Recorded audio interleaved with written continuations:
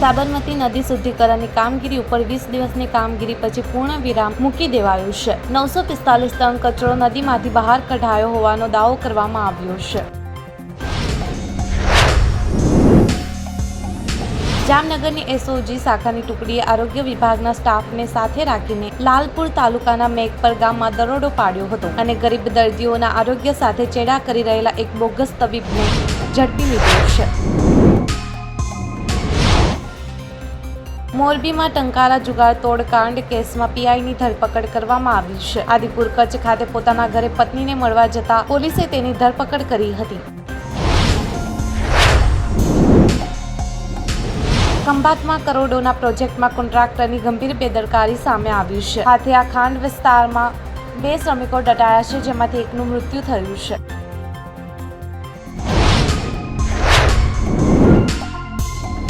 Supreme કોર્ટે રાષ્ટ્રીય પરીક્ષા બોર્ડને 3 ઓગસ્ટ 2025ના રોજ પરીક્ષા લેવાની પરમિશન આપી છે। સુપ્રીમના આદેશ મુજબ નીટ પીજી 2025 પરીક્ષા 3 ઓગસ્ટે એક જ શિફ્ટમાં લેવામાં આવશે।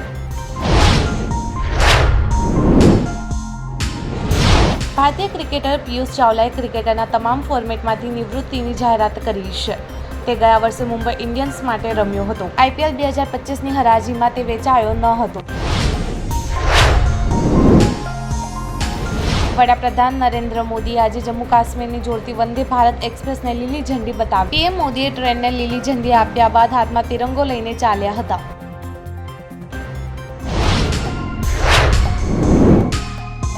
દક્ષિણના સુપરસ્ટાર નાગાર્જુનના નાના પુત્ર અને અભિનેતા અખિલ અક્કિનેનીએ તેની ગર્લફ્રેન્ડ જૈનબ રાવજી સાથે લગ્ન કર્યા છે। આ ભવ્ય લગ્ન આજે એટલે કે 6 જૂનના રોજ હૈદરાબાદમાં યોજાયા હતા। ઈડીએ શુક્રવારે મહારાષ્ટ્રમાં બોલિવૂડ અભિનેતા ડીનો મોરિયાના રહેઠાણે દરોડા પાડ્યા હતા। મુંબઈ મીઠી નદી સફાઈ કૌભાંડમાં 65 કરોડ રૂપિયાના કથિત મની લોન્ડરિંગ કેસમાં આ કાર્યવાહી કરવામાં આવી। શુક્રવારે એમપીસીની બેઠક બાદ રિઝર્વ બેંક ઓફ ઇન્ડિયાના ગવર્નર સંજય મલ્હોત્રાએ પોલિસી વ્યાજ દરોમાં ઘટાડો કરવાની જાહેરાત કરી છે।